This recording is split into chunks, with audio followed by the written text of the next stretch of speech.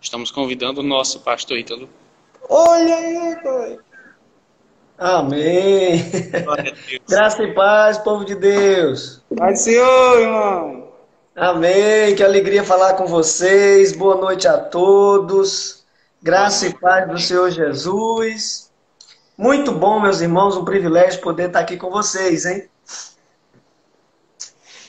Amém. Igualmente, pastor. Glória seja dada a Deus. É mais privilégio nosso. Glória a Deus. Amém. Meus amados, eu quero, em nome de Jesus, em nome da minha família, também agradecer a Deus pela vida de todos vocês, né? E por essa oportunidade que nos foi dada aqui de compartilhar um pouco sobre esse tema, né, de missões mundiais que chega num período tão difícil do mundo em que vivemos. E esse tema, ele é não apenas sugestivo, mas ele é convocativo. Ele nos chama, né? Viva! Então, diante da morte, diante das tristezas, das lutas que a gente tem enfrentado, há um chamamento bíblico de que vivamos. Na verdade, quem nos chama para viver é o próprio Cristo, né? Ele diz, vinde a mim e encontrareis descanso para as vossas almas. Então, quando Jesus ele nos chama para que tenhamos vida e vida em abundância. Então, como povo de Deus, nós somos um povo vivo, que serve a um Deus vivo, que transmite vida. Vida em Cristo Jesus. Então, Missões Mundiais tem há mais de 100 anos atuado com missionários batistas brasileiros e com missionários autóctones, né? Missionários locais das mais variadas regiões do mundo onde podemos atuar. Missões Mundiais têm trabalhado sempre na perspectiva de levar o reino de Deus, de levar o evangelho. E essa perspectiva, ela é uma perspectiva de toda a igreja, de todo o povo de Deus. O povo de Deus entende que a missão de transmitir o evangelho, a missão de viver Cristo, de ter Cristo como Senhor, como Salvador, ela é uma missão para o mundo inteiro. Então, o objetivo de Jesus é salvar pessoas no mundo inteiro, é alcançar o mundo com o seu reino. Então, nós começamos na igreja local, né? Estendemos na região em que vivemos, estendemos ao estado que vivemos, ao país que vivemos e precisamos levar o evangelho a todo mundo, né? Alguém perguntou para mim uma vez, irmão Alisson, missionário Alisson, meu querido irmão Samuel, missionário Samuel, né? Me perguntaram uma vez, missionário Ítalo, se chegassem alienígenas, né, e pousassem naves espaciais, provando que existe vida extraterrestre em outros planetas, o irmão deixaria de crer em Jesus? E eu pensei um pouco assim, né? E disse, com todo o meu coração, com a convicção que eu tenho que Jesus existe, que é vivo e é verdadeiro, eu disse, olha, em lugar nenhum da Bíblia, a Bíblia declara que a vida é um direito só nosso, mas declara que Jesus é o dono da vida e ele dá a todo o que crê. Então, se chegássemos aqui um exército de alienígenas, a nossa missão continuaria a mesma, porque ele deixou muito claro, ide e pregai o evangelho aos seres humanos, foi isso? Não, toda criatura.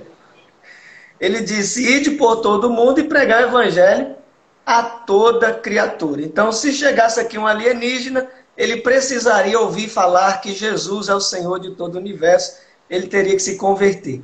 Então, essa é a visão da igreja. A igreja ela não tem direito de fazer acepção de pessoas. A igreja não tem o direito de determinar quem é mais digno ou menos digno de receber o evangelho, quem está mais pronto, quem está menos pronto de receber o evangelho. A missão da igreja é proclamar o evangelho. E não tem como proclamar, falar o evangelho sem viver o evangelho. né? Então, por isso que o tema de missões mundiais, nesse tempo tão desafiador, é muito oportuno, porque ele nos lembra que nós precisamos viver o Evangelho. O que é o Evangelho? O Evangelho é o poder de Deus para a salvação de todo aquele que crê, como diz lá em Romanos 1,16. Né? O Evangelho é o poder. Então, quando diz assim, viva o poder de transformar, ali está, obviamente, a ideia de que o Evangelho tem esse poder e que nós precisamos viver, então, isso diariamente. Então, meus amados, eu queria destacar aqui alguns pontos. O primeiro deles é a importância da campanha de missões mundiais. O segundo ponto é como nós podemos compreender esse texto bíblico que está sendo referência da campanha, né, que é o texto de 2 Timóteo 1, versículo 7, 2 Timóteo 1, 7. E num terceiro ponto, numa questão mais prática, como nós podemos viver isso, né? Viver realmente. Então, muitas pessoas, elas questionam, se a missão da igreja é pregar o evangelho, eu estou pregando o evangelho na minha rua, eu estou pregando o evangelho no meu bairro, então eu já estou muito bem, obrigado. Então, errado não está, mas não está correto, tendo em vista que o próprio Senhor Jesus, ele determinou um progresso, né? Ele determinou que haveria um desenvolvimento do reino. Ele declarou que o reino dele, o reino de Deus, seria como uma semente pequenininha, como o grão de mostarda, mas que quando se torna planta, ela cresce e se torna maior das hortaliças. Né? Então, a visão de Jesus é que o reino de Deus ele se expande. Né? Aí alguém pergunta, mas o reino de Deus não é universal, não é no universo inteiro? Sim, ele é absoluto. Agora, a manifestação desse reino se faz presente na criação a partir do povo de Deus, daqueles que já vivem no reino. Então, há essa necessidade de que o reino de Deus se expanda. Então, nós precisamos compreender que quando nós falamos de missões mundiais, nós estamos falando de uma visão, que é alcançar o mundo, e estamos falando de um desafio, certo? Estamos falando de um desafio que nos foi dado pelo próprio Jesus. Então, esse desafio seria começarmos a ganhar o mundo a partir do lugar que estamos. Então, quando nós falamos de missões mundiais, eu tenho que ter essas duas perspectivas. A perspectiva da visão e a perspectiva da missão. Visão seria ali o objetivo. E a missão é como faremos isso. Então, Jesus, ele é quem nos deu a visão e ele é quem nos deu a missão. Então, dentro da missão, eu não posso ficar esperando a oportunidade de um dia ir para o Egito, de um dia ir para a África, de um dia ir para a Europa para fazer missões. Dentro do aspecto da missão, eu tenho que servir ao Senhor aonde eu estiver. Mas dentro da perspectiva de visão, qual é a visão de Jesus? É o mundo inteiro. Então eu tenho que estar disposto a contribuir para que o reino de Deus se expanda ao mundo inteiro. Então, a partir do lugar que estou, eu preciso estar disposto também a me esforçar e trabalhar para que, além de mim, eu consiga alcançar outros, distantes, né? Além. Então, isso é interessante, por quê? Porque muitos irmãos se sentem presos. Eles dizem assim, eu não sei falar inglês, eu não sei falar espanhol, eu não sei falar egípcio, eu não sei falar árabe, eu não sei falar tupi-guarani. Então, como que eu vou ganhar pessoas do mundo inteiro? Você pode ganhar pessoas do mundo inteiro a partir do momento que você compreende e enxerga o mundo inteiro como alvo do amor de Deus. Você começa, por exemplo, a interceder por outras pessoas. Você está contribuindo. Com certeza você está contribuindo numa batalha espiritual onde o reino de Deus está sendo vitorioso. Por quê? Porque você, como um bom soldado de Cristo, está ali intercedendo por almas no mundo inteiro. Então, é uma maneira de contribuir. Uma outra maneira de contribuir, de repente, é você ofertando para que aqueles irmãos que estão no Egito, aqueles irmãos que foram para a Etiópia, aqueles irmãos que foram para Angola, para aqueles irmãos que foram para a Europa, eles possam se manter e se manterem firmes onde eles estão. Eu posso contribuir ofertando parte do que Deus tem me dado para sustentar outros irmãos. Mas eu também posso contribuir a partir do momento que eu ganho pessoas para Cristo onde eu estou e faço discípulos dessas pessoas, porque Deus tem um propósito, Deus tem um objetivo para cada pessoa alcançada, para cada filho dele. Então, de repente, você não pode ir para um outro país hoje, mas alguém que você alcançou poderá ir. E você terá contribuído para que isso aconteça. Então, a importância de missões mundiais se dá por essas duas perspectivas. A perspectiva de visão, realmente Deus nos deu como objetivo alcançar o mundo inteiro, e é importante porque ela demonstra o nosso esforço, a nossa missão de que isso aconteça. Certo? Então, nós, como povo de Deus, temos essa missão e essa visão. Nós precisamos alcançar pessoas do mundo e no mundo inteiro. O segundo ponto, né, que diz mais respeito a missões mundiais como agência missionária dos batistas brasileiros, nós precisamos então conhecer um pouco da nossa denominação. Nós batistas, historicamente, temos uma relação muito próxima com os trabalhos missionários que foram desenvolvidos nos últimos séculos da era moderna. Isso por quê? Porque as igrejas batistas cresceram muito em defesa da liberdade, tanto religiosa como civil, individual de cada pessoa. Sempre foi um princípio muito importante para nós batistas, de que o ser humano ele tem uma dignidade diante de Deus. Isso faz parte do conjunto de fé que nos distingue como um povo, né? Um povo cristão, um povo evangélico, um povo bíblico.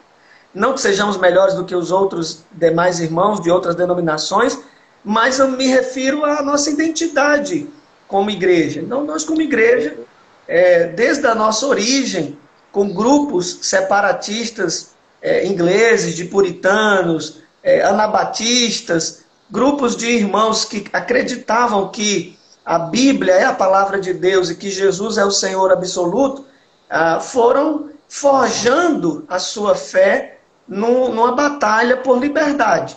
Então, já que nós cremos que Deus dá liberdade ao indivíduo, ao ser humano, a primeira luta que foi travada era para que as pessoas tivessem o direito de ouvir o Evangelho. Numa época que o Evangelho era proibido e monopolizado. Então, ao longo da história da igreja, nesses 2000 anos, a igreja ela sempre enfrentou perseguições, a igreja sempre, o povo de Deus sempre enfrentou lutas, desafios, pestes, mas com uma visão muito clara e uma ambição muito clara. Nós somos luz do mundo. Então, nós combatemos as trevas com a luz do Evangelho, com a luz de Cristo, com a palavra de Deus. E isso fez com que os batistas se destacassem na luta por alcançar pessoas. Então, nós somos, historicamente, conhecidos como um povo missionário. Então, as denominações protestantes, elas se destacam por essa defesa, né, de que todas as pessoas têm que ter direito à Bíblia, mas os batistas se destacam um pouco mais, defendendo que as pessoas não têm apenas o direito de ter acesso à Bíblia, como elas precisam ter liberdade para crer ou não em Cristo Jesus. E essa liberdade precisa ser garantida. Garantida como algo concedido por Deus. E aí é onde surge o esforço, né? O esforço das igrejas para que esse direito se torne realidade. Não basta só eu defender que a pessoa precisa ouvir o Evangelho. Eu preciso trabalhar para que o Evangelho chegue até essa pessoa de forma que ela tenha o direito de escolher, a liberdade de escolher, crer ou não no Evangelho. Então o Evangelho não é por força, não é por violência. A salvação é um trabalho de Deus.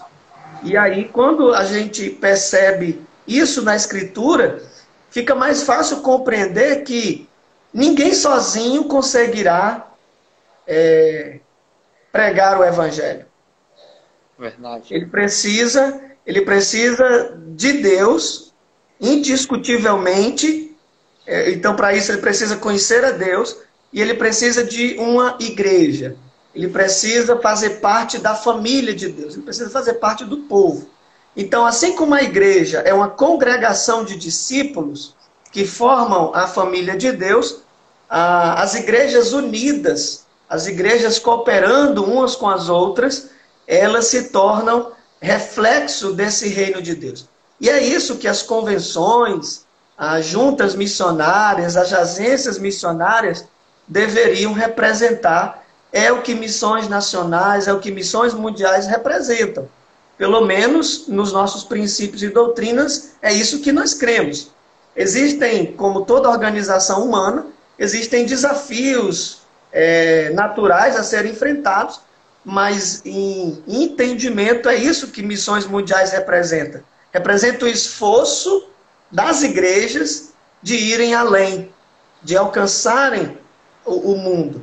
E aí, nós batistas, ao longo dos séculos, nós fomos nos organizando como povo, como uma família, e nós temos, então, milhares de missionários espalhados nos 4 cantos da terra, proclamando o Evangelho. Nós temos missionários americanos, missionários canadenses, missionários brasileiros, missionários africanos, que estão espalhados pelo mundo. Então isso é muito importante, os irmãos compreenderem que não há apenas missionários batistas, existem missionários de várias denominações do mundo inteiro pregando o Evangelho.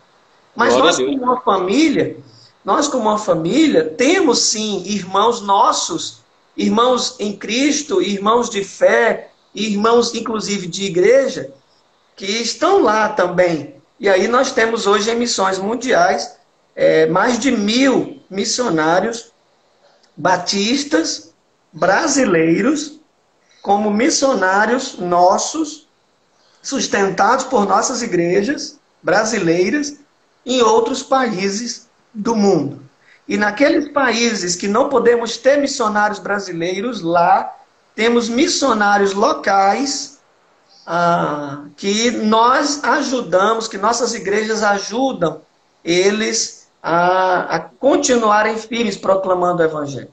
Então, quando nós falamos de missões mundiais, nós estamos falando de algo muito grande. Por quê? Porque nós arrecadamos ofertas, por exemplo, ofertas em reais, e nós investimos em euro, em dólar, né? O que é um custo altíssimo do ponto de vista humano, né? Mas do ponto de vista espiritual não tem preço.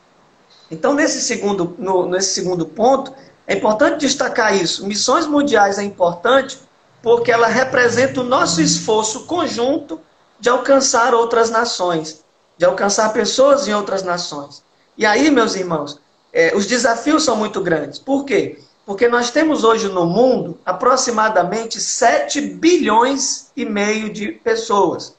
No mundo hoje. 7 bilhões, não é mi, é bi. Bilhões de pessoas no mundo.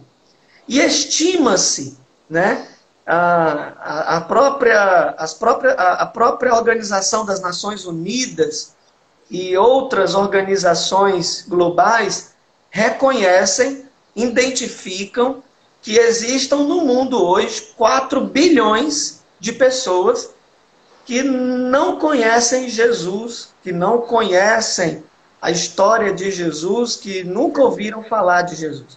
4 bilhões de pessoas, ou seja, mais da metade da população do mundo inteiro ainda nunca ouviu falar de Jesus e se ouviu, ouviu de forma limitada, distorcida, de forma errada.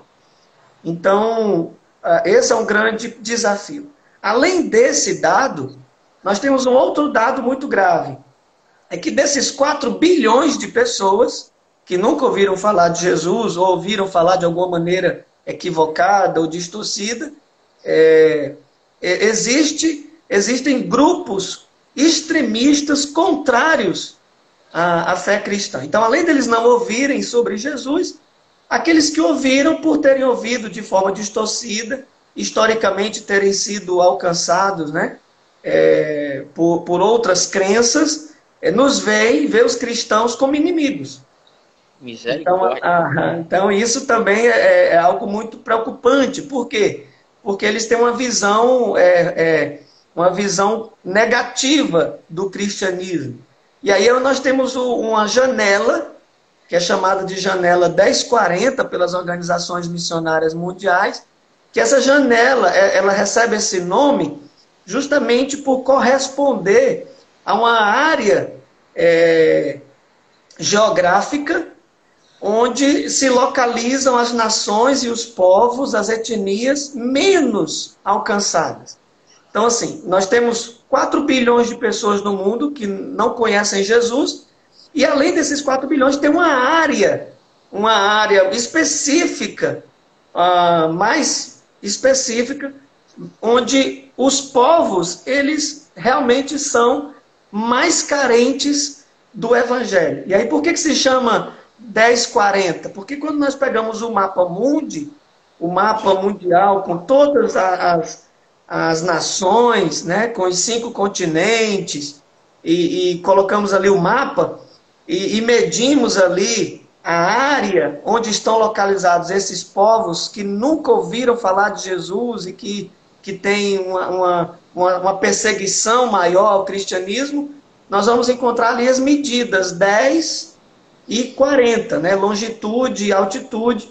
Então, nessa medição geográfica, é o que nós chamamos de janela 1040, porque ela forma uma espécie de retângulo, quase um quadrado, que demarca uma região do mundo que o evangelho é completamente ou quase que 0% desconhecido ou conhecido, né? 0% conhecido, 0,1% conhecido, que é onde se localizam ali os povos menos evangelizados do mundo. E aí, nós temos um outro grande desafio quando se fala do mundo, é que de todo o recurso levantado para missões, a grande parte é investida, a grande parte é investida em evangelizar povos que já foram evangelizados. Ou seja, nós temos um trabalho duplo, porque nós estamos tendo hoje que evangelizar regiões que já foram regiões cristãs, que já foram regiões que tiveram a fé cristã conhecida, como a Europa, por exemplo. Então, hoje, nós precisamos mandar missionários para Portugal, porque as pessoas, né, em Portugal ainda conhecem Jesus, conhecem o Jesus histórico, mas o ateísmo tem crescido na Europa. Né? Há uma crescente onda secular, modernista, que compete com o Evangelho, fazendo com que muitas pessoas desacreditem de Deus, desacreditem de Cristo. Então, acaba que a gente poderia mandar um missionário para algum país da janela 1040, mas a gente acaba precisando mandar esse missionário para um país onde o Evangelho está regredindo, para que ele faça um trabalho de discipulado e o Evangelho não regrida. Então é um grande desafio. Só que isso não é para nos desanimar, pelo contrário. O desafio é para nos encorajar. E é isso que Paulo faz com Timóteo. Paulo estava preso, né? Paulo ele já vinha sofrendo algumas decepções bem grandes, E Timóteo começa a se entristecer com isso. Timóteo, ele muito jovem no ministério, ele fica preocupado, porque a grande parte dos apóstolos já haviam morrido. Paulo, que é o seu mentor espiritual, que é o seu pai na fé ali, né? No sentido pastoral, porque Timóteo começou a conhecer a fé com a sua mãe, com a sua avó, mas Paulo percebe ali o caráter de Timóteo, o chamado de Deus na vida de Timóteo, e Paulo chama Timóteo para caminhar junto com ele, e ele prepara Timóteo para dar continuidade ao ministério, e aí Timóteo tem em Paulo uma grande referência. E o que acontece? Quando Paulo sabe notícias de que Timóteo está triste, ele então escreve uma carta para orientar Timóteo, para encorajar Timóteo, e ele então começa o capítulo 1 aqui da segunda carta, dizendo para Timóteo: olha, Timóteo, eu sou apóstolo do Senhor Jesus Cristo, eu sou um missionário do Senhor Jesus Cristo, eu sou um servo do Senhor Jesus Cristo, pela vontade de Deus. Isso é um grande privilégio, Timóteo. Isso é um grande privilégio que você não pode se envergonhar.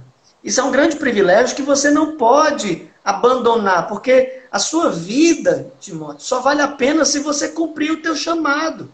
Então Paulo vai fazendo alguns apelos e alguns lembretes a Timóteo, para que Timóteo ele se encoraje. Então ele começa no capítulo 1, no capítulo 1, né, que a gente gostaria de ler agora com os irmãos, 2 Timóteo 1, no versículo 4, ele diz assim: Timóteo, eu quero muito te ver, certo? Eu quero muito te ver, desejo muito ver-te, lembrando-me das tuas lágrimas, para me encher de alegria. Por quê? Porque Paulo está lembrando que Timóteo havia chorado bastante, que Timóteo tinha ficado triste, né? E ele diz: eu quero te ver, mas eu quero te ver para nos alegrarmos, né?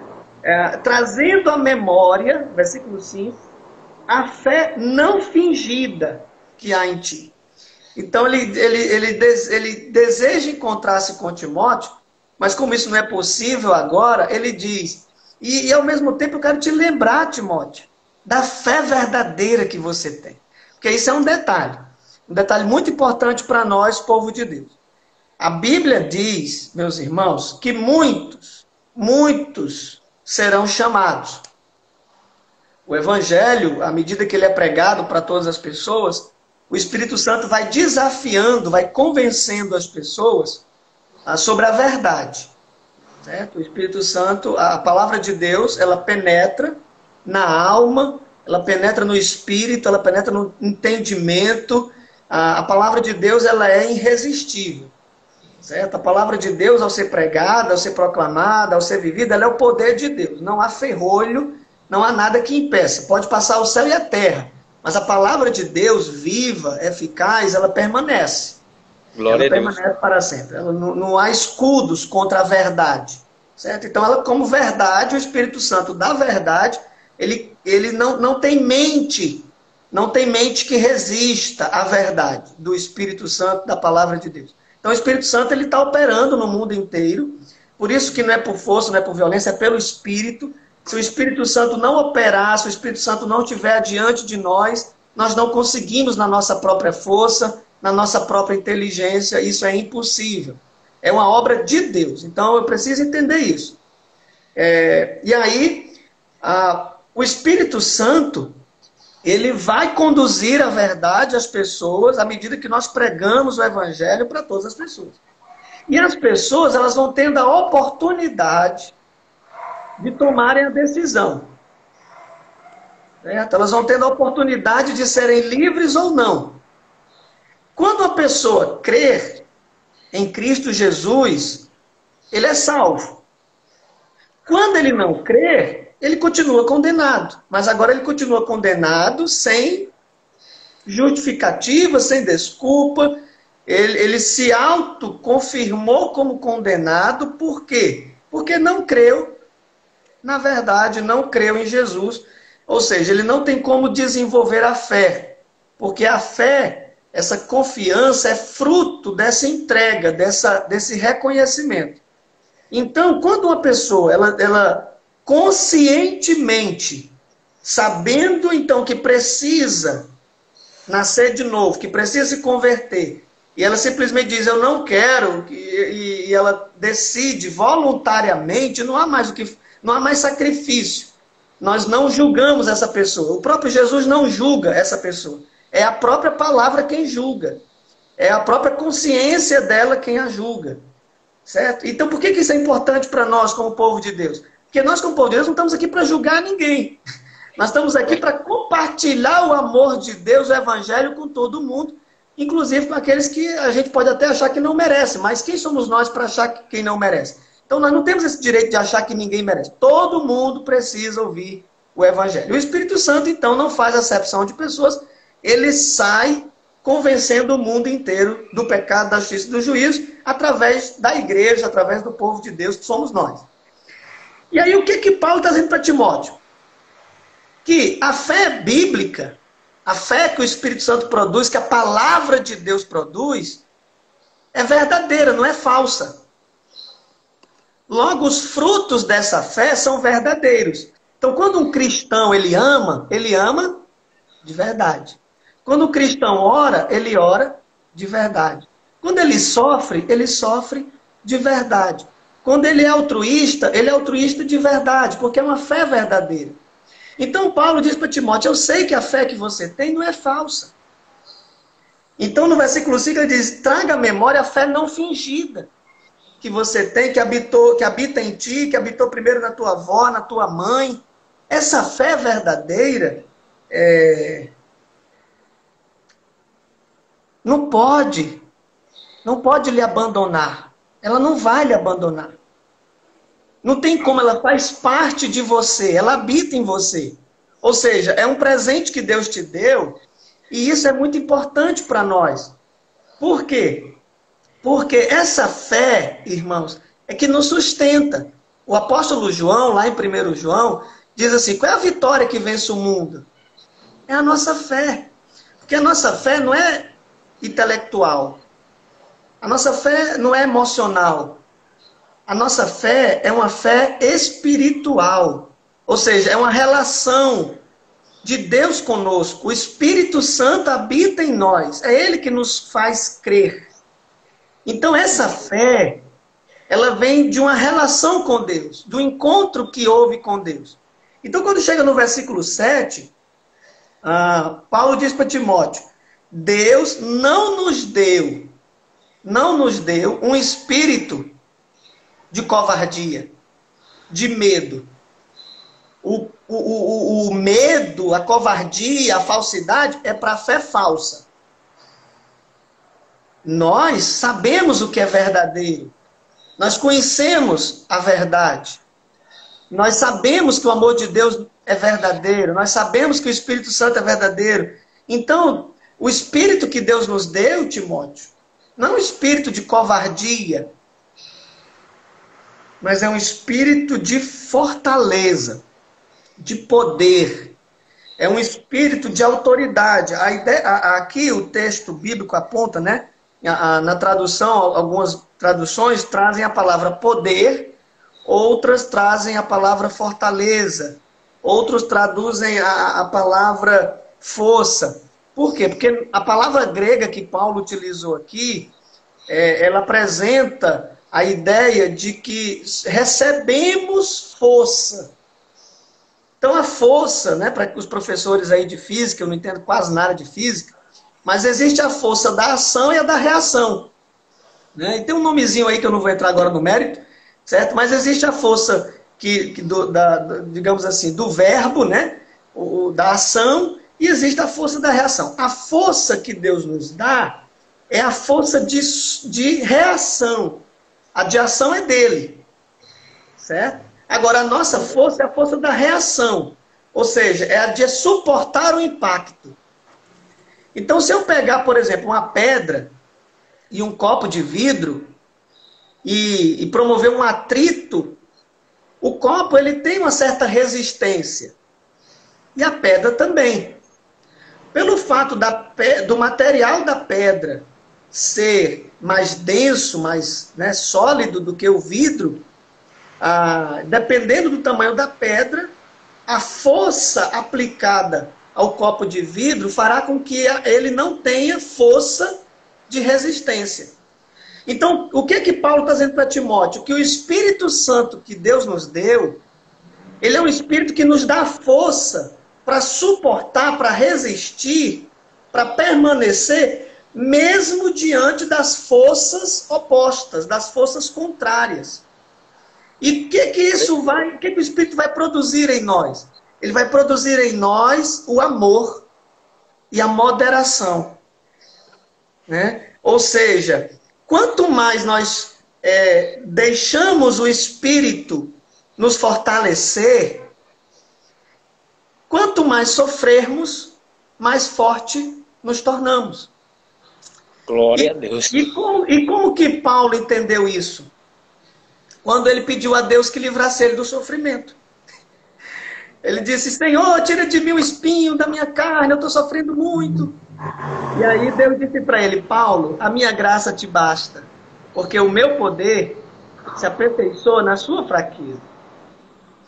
Então Paulo está dizendo para Timóteo: eu sei que nós somos fracos, né? Ele até disse isso lá em Coríntios, né? Que nós temos um tesouro em vaso de barro. O tesouro é o próprio Deus conosco. Então ele está dizendo para Timóteo: olha, o Espírito, ele nos dá forças, mas não é uma força qualquer, é uma força que nos produz, que nos dá amor e também nos dá equilíbrio, nos dá moderação. E isso, meus irmãos, é fantástico, porque quando nós compreendemos isso, nós vamos ver Jesus na cruz manifestando isso.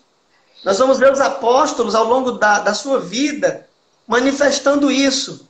E vamos ver a igreja, sim, a igreja, sendo perseguida, sendo maltratada, sendo morta. Nós vamos ver a igreja sendo mal compreendida, mas a igreja manifestando o poder de Deus, mesmo naquilo que o mundo considera fraqueza. Porque o Espírito que habita em nós está operando em nós o poder de Deus. E esse poder de Deus transforma sofrimento em júbilo, tristezas em alegrias, fraquezas em força. Então, esse poder do Evangelho transforma mortos em vivos e vivos em canais de vida.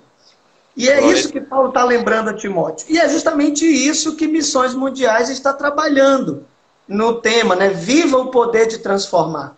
E aí, eu quero concluir essa palavra lembrando aos irmãos que muitas vezes nos consideramos incapazes, nos consideramos impossibilitados de fazer aquilo que Deus nos confia, que Deus nos manda. Mas aí o apóstolo Paulo, escrevendo a Timóteo, ele diz assim, no versículo 8, portanto, não te envergonhes do testemunho de nosso Senhor. Não te envergonhes. E também não se envergonhe de mim, não, que sou prisioneiro dele. Antes, sofra comigo as aflições do Evangelho, segundo o poder de Deus que nos salvou. Então, ele está fazendo um apelo a Timóteo, que Timóteo lembre que ele não pode se envergonhar. Ele não pode se envergonhar. Inclusive, no capítulo 2, no versículo 15, ele vai dizer isso. Procura se apresentar a Deus como obreiro aprovado, que não tem do que se envergonhar. O cristão, quando ele entende que é fraco, que é carente, né? Essa semana mesmo eu abri meu coração para um grande amigo meu, pastor João Araújo, e eu abri meu coração para ele, porque nós também temos fraquezas.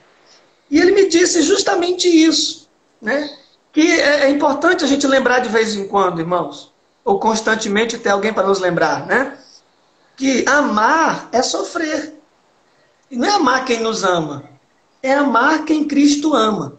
E Cristo ama, inclusive os nossos inimigos, ou que nós achamos que são nossos inimigos. Então amar, a força de amar, não é uma força sentimental, é uma força espiritual que vem de Deus, é o próprio Deus em nós. E aí, na questão prática, né? Na questão prática, a gente tem ouvido falar muito sobre métodos, estratégias, ações que devem ser desenvolvidas, mas nada funcionará, nada será útil se não for Cristo operando através de nós. Não terá efeito se não for por amor, ou seja, se não for pela motivação correta, se não for pelo Espírito de Deus. Então, por que é que eu vou dividir meu prato de comida, que já é pouco, com alguém que está precisando muito? Se não for pelo Espírito de Deus, ou seja, se não for por um impulso natural de que Cristo faria isso, não terá significância nenhuma. Veja bem, por que a igreja é essencial? O mundo não entende. O mundo não aceita que a igreja é essencial. Por quê? A igreja contribui com a educação. Então, mas não precisa de igreja para educar ninguém, porque nós já temos professores. A igreja é essencial porque a igreja contribui com o desenvolvimento social. A igreja contribui com a saúde. Mas a gente tem médico para isso, a gente tem enfermeiros para isso. O desenvolvimento social, nós temos empresários para isso, nós temos quem faça isso. Então perceba que a igreja, ela é essencial não por aquilo que é fruto. Não é por aquilo que é fruto, porque o fruto da vida da igreja, ele precisa ser, como disse Jesus em João 15, ele precisa ser ligado à videira. Esse fruto, ele tem que ter uma raiz, uma origem. E essa raiz é o amor de Deus, é o poder de Deus. Então, qual foi o poder que venceu a morte? Qual foi o poder que venceu o inferno? Qual foi o poder? É o poder do amor de Deus. Que eu preciso viver. Que eu preciso viver. Então, qual é o poder de transformar? Qual é o poder de transformar? É o poder do amor de Deus. Então, hoje se fala muito de amor no mundo, se fala muito sobre autoridade no mundo, sobre moral, sobre força. Mas o que o mundo precisa é conhecer o amor de Deus. E nós somos esses canais porque nós fomos alcançados por esse amor, transformados por esse amor. Então, nós temos o que o mundo não tem. Nós temos uma relação pessoal com Deus. E isso tem que se tornar evidente na vida de alguém que anda com Deus. Por isso que João diz assim, 1 João 2, 6, se não falha a minha memória, ele diz, aquele que afirma ter Cristo deve andar como ele andou. E Pedro vai nos dizer, acho que segundo Pedro, capítulo 2, 21, diz assim, que ele nos deu exemplo para seguirmos os seus passos. Então, não adianta irmos ao mundo sem Cristo. O que o mundo precisa é de Cristo e Cristo está em nós. Então, viva. Como Paulo disse lá em Gálatas 2:20, viver é Cristo e o morrer é lucro. Então, essa coragem, essa força, ela não vem da nossa capacidade. Ela vem do amor de Deus em nós. Ela vem do evangelho que nos transformou. E aí, isso é que nós, como igreja, precisamos urgentemente alimentar, irmãos, alimentar o amor que Cristo nos concedeu, certo? Alimentar esse amor com a fé bíblica, a fé na Escritura. Então, quanto mais eu conheço o poder de Deus que provém da Escritura, e o que Ele fez e o que Ele quer fazer, mais eu amo. Por que muitas pessoas hoje não conseguem deixar isso claro nas suas vidas? Porque há pouco conhecimento da Escritura de forma prática. A gente tem muito conhecimento intelectual, a gente tem muito conhecimento teórico, muito amor filosófico, muito amor digital. Na prática, que é sofrer, poucos cristãos experimentaram isso. O que é sofrer perseguição dentro de casa? O que é sofrer perseguição intelectual na escola? O que é sofrer por não poder fazer muita coisa por quem precisa? o que é se colocar no lugar do outro, o que é ser injustiçado, o que é ser acusado de coisas que você não fez. Essa dor, você e eu só podemos experimentar quando? Quando nós começamos a nos colocar no lugar do outro. Então, a igreja não é importante porque ela faz coisas boas. A igreja é importante porque ela conhece o único caminho de salvação. A igreja é importante porque a igreja conhece a única verdade que liberta. A igreja, o discípulo de Jesus é importante porque ele é o único que conhece a verdadeira vida. Infelizmente, hoje nós temos muitas organizações religiosas. Nós temos muitos fariseus, muitas pessoas dentro de nossas igrejas que conhecem a letra, mas não conhecem Jesus. E esse é um grande desafio que nós precisamos começar a nos questionar. Eu estou vivendo? Não é se cobrar, preste atenção, não é se cobrar e entrar em depressão. Ai, meu Deus, eu não estou fazendo nada. Não. É você compreender que o Espírito Santo que Deus te deu, ele está à sua disposição para te guiar, para te fortalecer. O que você precisa é se dispor, é se render. É dizer, eis-me aqui, Senhor, estou aqui. E aí, se você se dispor, né, a ser útil, Deus irá te usar. E das mais variadas formas, que ninguém, além dele, saberá qual é a melhor forma disso acontecer. Então, viva o poder de transformar. E para isso, deixe Deus te transformar, né? Apresente a Deus a sua vida. Senhor, estou aqui. Né? Porque às vezes o que Deus quer, irmãos, não é que a gente faça coisas extraordinárias.